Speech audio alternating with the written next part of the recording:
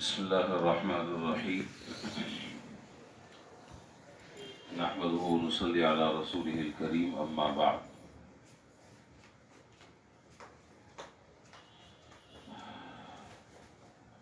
आज की जो गुफ्तगू है वो सदक़तुल फ़ितर से मुताल्लिक़ है। सदक़तुल फ़ितर से मुताल्लिक़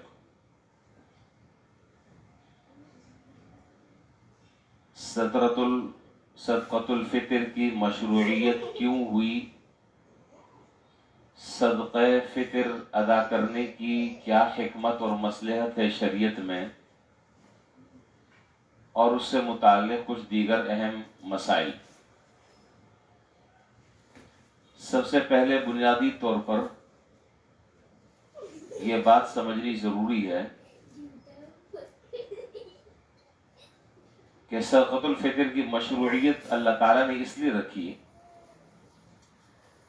कि आदमी कितना ही एहतमाम क्यों न कर ले, रोज़े का हक तो कोई आदमी अदा नहीं कर सकता। हाँ, अलबत्ता इतनी बात ज़रूर है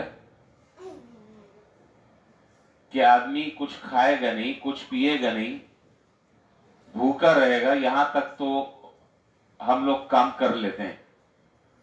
लेकिन जहां तक इससे आगे कोताहियों का ताल्लुक है कि आदमी फजूल गोई में मुब्तला न हो, किसी की गीबत न करे, लायानी कामों में मशगूल न हो, जबान से उल्टी सीधी बातें न करे, इसमें आमतौर पर हमारे यहाँ हम लोग मुब्तला हो जाते हैं, बावजूद इसके कि भूखे प्यासे हैं। लेकिन ये जो लग़वियात हैं, इसमें बस औक़ात मशगूल होने से रोज़े की जो रूह है पूरे तरीके से वो हासिल नहीं होती। तो अल्लाह ताला ने ये सदक़त फ़ितर इसलिए रखा है ताकि तुमसे ये जो काम हुए हैं रमज़ानों में रोज़े की हालत में, उसका किसी न किसी तर्जे तदारुक और तलाफी हो जाए। तो अगर इसको मैं यूं कहूं कि सदक़त फ़ितर दर हकीकत ये रोज़े की ज़कात है,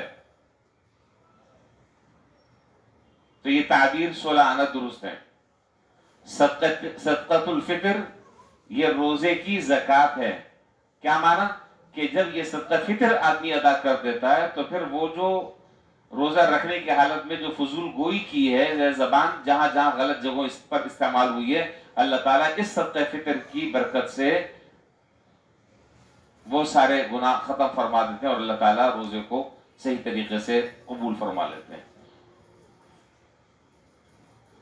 अब बात यह है कि ये सदक़तुल फ़ितर किस शख्स के ऊपर वाजिब है। सबसे पहली बात ये समझनी जरूरी है। बुनियादी तौर पर जिस मुसलमान के ऊपर ज़कात वाजिब है उसके ऊपर सदक़तुल फ़ितर भी वाजिब है। अलबत्ता सदक़े फ़ितर और ज़कात में कई एतबार से फर्क है। पहला फर्क यह है कि ज़कात के अंदर जो माल होता है उस माल के अंदर वो माल माले नामी होना चाहिए। फ़ुक़हा की एक इस्तिलाह है, माले नामी उस माल को कहते हैं कि जिसके अंदर बढ़ोतरी की सलाहियत हो, जिसके अंदर बढ़ने की सलाहियत हो।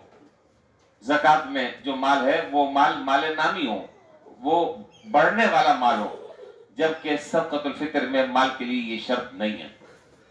नंबर 2, ज़कात का जो माल है उस माल पर हौलान हौल शर्त है, यानी साल का गुजरना शर्त है, जबकि सदक़तुल फ़ितर में साल का गुजरना शर्त नहीं। ये फर्क ज़हन में रहना चाहिए ताकि इससे ही आप फर्क कर सकते हैं। अब एक आदमी कहे कि जी मैं तो माल उसके पास है, फर्ज करें एक आदमी है उसके पास माल है और माल नामी नहीं है, दूसरा माल है और साल भी उस पर नहीं गुजरा। अब वो ये समझ रहा है कि जी चूंकि मेरे पर तो ज़कात नहीं थी तो मेरे पास सदक़तुल फ़ितर भी नहीं है, इसलिए मैंने अर्ज़ कर दिया कि ज़कात और सदक़तुल फ़ितर के अंदर वो फर्क है।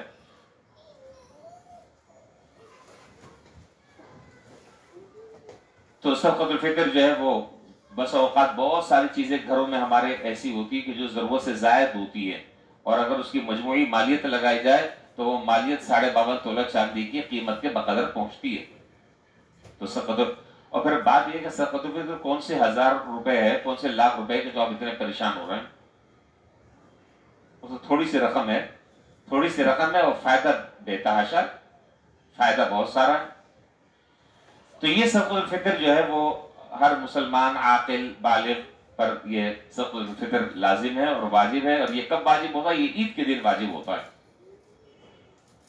لیکن بہتر علماء نے اور فقہاء نے لکھا کہ بہتر یہ کہ عید الفطر سے پہلے ادا کر کے فارغ ہو جائے، اور اس کی وجہ یہ بیان کی کہ در حقیقت اس صدقۃ الفطر کی رقم کے ذریعے جو غریب اور مسکین اور یتیم اور جو ضرورت مند ہیں ان کی ضرورت کو پورا کیا جائے، تاکہ عید کے دن ان کو یہ احساس نہ ہو کہ آج ہمارے بچوں کے لیے جو ہے نئے کپڑے نہیں ہیں، آج ہمارے بچوں کے پاس جو ہے وہ نئے جوتے نہیں ہیں۔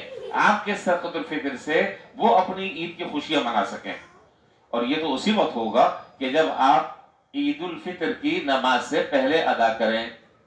اب عید الفطر کی نماز کے بعد اگر آپ نے ادا کیا، یہ عید الفطر کے دن آپ نے ادا کیا، تو بیچارہ کیا خریدے گا؟ دکانیں تو ساری بند ہوتی ہیں۔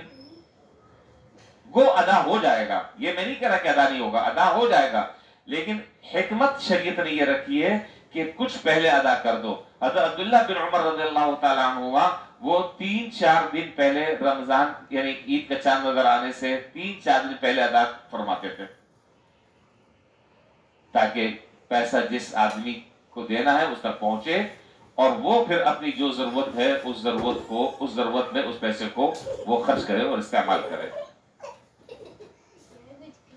صدقۃ الفطر کا مصرف وہی ہے جو زکوٰۃ کے مصارف ہیں۔ جن لوگوں کو زکوٰۃ دی جا سکتی ہے ان لوگوں کو صدقۃ فطر دے سکتے ہیں، جن کو زکوٰۃ دینا جائز نہیں ان کو صدقۃ الفطر دینا بھی جائز نہیں ہے۔ ایک بات میں یہاں لوگ عام طور پر پوچھتے ہیں، وہ بات بھی میں ساتھ ساتھ یہاں ذکر کر دوں۔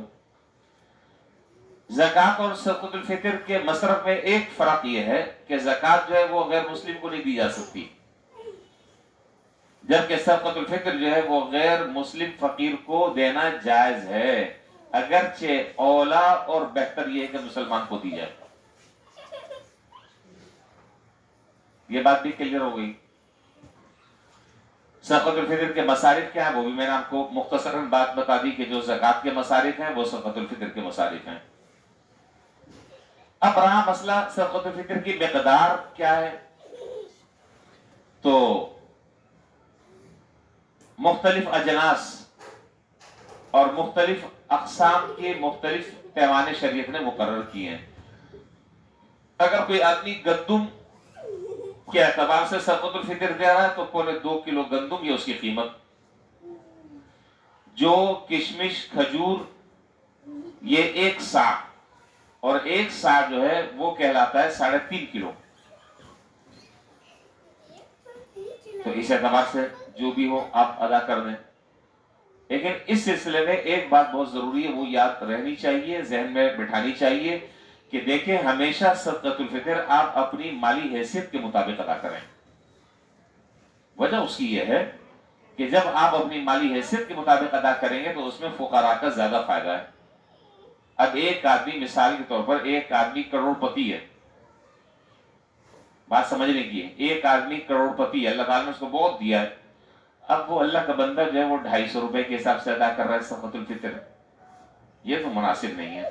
بھائی تمہیں تو چاہیے کہ تم 5000 روپے کے حساب سے ادا کرو، تم 10,000 روپے کے حساب سے ادا کرو۔ کیوں؟ اس لیے کہ اللہ تعالیٰ نے تمہیں مال دیا ہے، اللہ تعالیٰ نے تمہیں حیثیت دی ہے، تو اپنی حیثیت کے مطابق تم صدقۃ الفطر ادا کرو۔ ایک غریب آدمی ہے، بیچارہ ریڑھی چلاتا ہے، مزدور آدمی ہے، اس کا گزر اوقات بہت مشکل سے ہوتا ہے، چلو وہ 250 روپے ادا کر رہا ہے تو سمجھ میں بات آتی ہے کہ چلو بھائی ٹھیک ہے۔ اس لیے میں نے ایک جملہ عرض کیا، وہ جملہ یہ ہے کہ صدقۃ الفطر آپ ادا کیجئے، لیکن اپنی مالی پوزیشن کو سامنے رکھتے ہوئے ادا کیجئے۔ اللہ تعالیٰ نے آپ کو مال دیا ہے تو آپ اس کی حیثیت سے، آپ اس کی حیثیت کے مطابق، اپنی حیثیت کے مطابق آپ اس کو ادا کریں۔ اسی طریقے سے ایک مسئلہ اور لوگ پوچھ رہے ہیں، کئی دنوں سے یہ سوالات آ رہے ہیں، اس لیے میں نے کہا کہ میں اجتماعی طور پر بتا دوں۔ صدقۃ الفطر یاد رکھیں جو زندہ ہیں ان کی طرف سے، جو دنیا سے چلے گئے ان کا صدقۃ الفطر نہیں ہے۔ متعدد کئی دنوں سے لوگ مختلف یہ بات مجھ سے پوچھ رہے ہیں۔ صدقۃ الفطر زندوں کی طرف سے ہوتا ہے، جو دنیا سے چلے گئے، رحلت کر گئے، ان کی طرف سے نہیں ہوتا، اس لیے کہ میں نے عرض کیا کہ روزے میں جو کچھ کمی پیشی ہو گئی ہے یہ اس کی تلافی ہے صدقہ فطر کے ذریعے۔ اب جو دنیا سے چلے گئے انہوں نے کون سا روزہ رکھا؟ وہ تو بیچارے نماز روزے سے اللہ تعالیٰ نے ان کو اٹھا لیا, ان کو تو نماز روزی کی ضرورت نہیں ہے. تو مرحومین کی طرف سے صدقہ فطر ادا نہیں ہوتا بلکہ زندوں کی طرف سے ادا ہوتا ہے. اسی سے متعلق ایک اور بات, صدقۃ الفطر ہر شخص خود ادا کرے گا. مثلا گھر میں مختلف چھوٹے بڑے عورتیں بچے, میں ایک مثال دے دیتا ہوں, اس مثال کے ذریعے میں بات سمجھا دیتا ہوں, باقی چیزوں کو پھر آپ اسی کے اوپر قیاس کر کے اس کا حکم آپ معلوم کر لیں. ایک گھر ہے, ایک گھر میں میاں بیوی رہتے ہیں, 3 بالغ بچے رہتے ہیں, مثال دے رہا ہوں, 3 بالغ بچے رہتے ہیں, 2 نابالغ بچے ہیں. ہر آدمی کے پاس صدقۃ الفطر خود اپنے طور پر واجب ہے, جو مال اس کی ملکیت میں اس پر واجب ہے. شوہر ہے, اس کے اوپر اس کا اپنا صدقۃ الفطر ہے. بیوی ہے, اس کے پاس سونا ہے, اس کے پاس زیورات ہیں, اس کے پاس چاندی ہے, اس کا صدقۃ الفطر اس کے ذمہ ہے. البتہ اگر بیوی کا صدقۃ الفطر شوہر ادا کرتے خوشی سے تو ادا ہو جائے گا, چاہے اس کو بتائے یا نہ بتائے. اور اگر وہ اڑیل ہے, اللہ نہ کرے کوئی ایسا ہو, نہیں بھائی تم خود ادا کرو, میں ادا نہیں کرتا, تو پھر اس کو مجبور نہیں کیا جا سکتا. عورت اپنا فطرہ خود ادا کرے گی, شوہر اپنا فطرہ خود ادا کرے گا. 3 بچے جو بالغ ہیں, کمانے والے ہیں, وہ اپنا صدقۃ الفطر خود ادا کریں گے. نابالغ جو بچے ہیں ان کا صدقۃ الفطر باپ کے ذمہ ہے. بات کلیئر ہو گئی, اس میں کوئی ابہام نہیں ہے. تو نابالغ بچوں کا صدقۃ الفطر ان کے والد کے ذمہ ہے, اور باقی جتنے بالغ ہیں, کماؤ پوت ہیں, کمانے والے ہیں, ان کا صدقۃ الفطر جو ہے وہ ان کے اپنے ذمہ واجب ہے. اچھا جی, اسی طرح ایک اور مسئلہ ہے.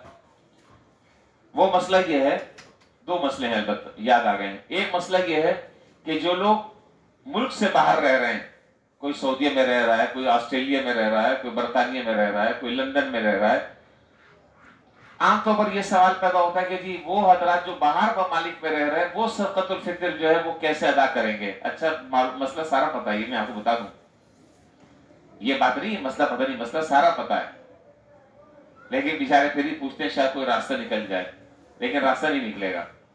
جو آدمی باہر رہ رہا ہے, جس ملک میں رہ رہا ہے, وہاں کی جو کرنسی چل رہی ہے, وہاں کا جو سکہ رائج الوقت ہے, وہ اپنا صدقۃ الفطر وہاں کے اعتبار سے ادا کرے گا. اب وہ آدمی بڑا ہوشیار ہے, اب وہ ظاہر ڈالر جو ہے وہ بڑھ رہا ہے. ایک آدمی امریکہ میں رہتا ہے, اس کے بیوی بچے, بیوی یہاں رہتی ہے, رشتہ دار یہاں رہتے ہیں, وہاں سے وہ فون کر دیتے ہیں کہ بھائی میرا صدقۃ الفطر جو ہے نا تم یہاں پر ادا کر دینا. اب پاکستانی جو ہے 2.25 کلو گندم 250 روپے بن رہے ہیں.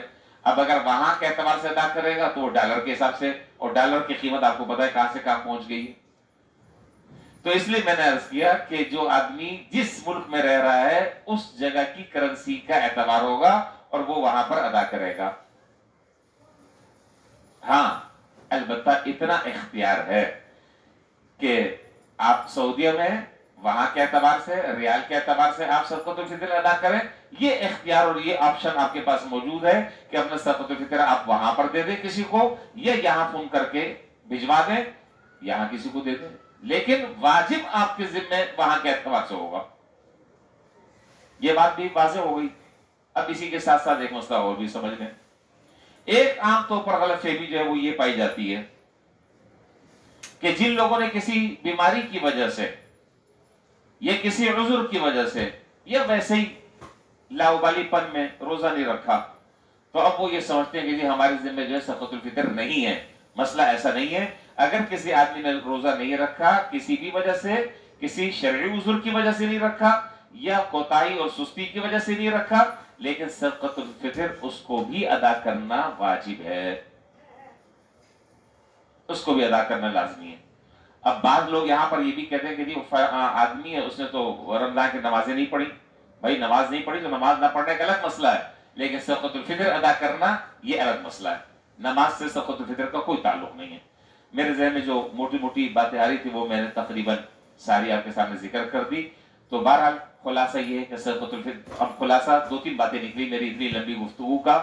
صدقۃ الفطر ایک آپ اپنی حیثیت کے مطابق ادا کریں, ایک بات, اور دوسری بات یہ کہ صدقۃ الفطر نماز عید سے پہلے ادا کریں, اور جن کو دینا ہے خاموشی کے ساتھ نیت کر کر ان کو دے دیں، بتانا بھی نہیں چاہیے، نہ زکوٰۃ میں بتانا چاہیے، نہ صدقہ فطر میں بتانا چاہیے، بس آپ نیت کر لیں فیما بینہ و بین اللہ، آپ کے اور اللہ کے معاملہ ہے، اللہ تعالیٰ جانتے ہیں، ان سے کہیں کہ بھائی یہ آپ کے لیے ہدیہ ہے، ختم، بتانے کی ضرورت نہیں ہے، اور خوشدلی کے ساتھ ادا کریں، بوجھ سمجھ کر ادا نہ کریں، اور کوشش کریں کہ اس صدقۃ الفطر کے ذریعے ہم ان لوگوں کی مدد کریں، ان غریبوں کی کہ جن بیچاروں کے ہاں خوشی منانے کا بظاہر کوئی سامان نہیں ہے، ان کو ہم مالی طور پر اتنا مستحکم کر دیں کہ کم سے کم اس سے وہ اپنے کپڑے، جوتے اور عید کی تیاری کر سکیں، تاکہ کل عید کے دن ان کی آنکھوں میں آنسو نہ ہو اور وہ حسرت سے دوسرے لوگوں کو نہ دیکھ رہے ہوں۔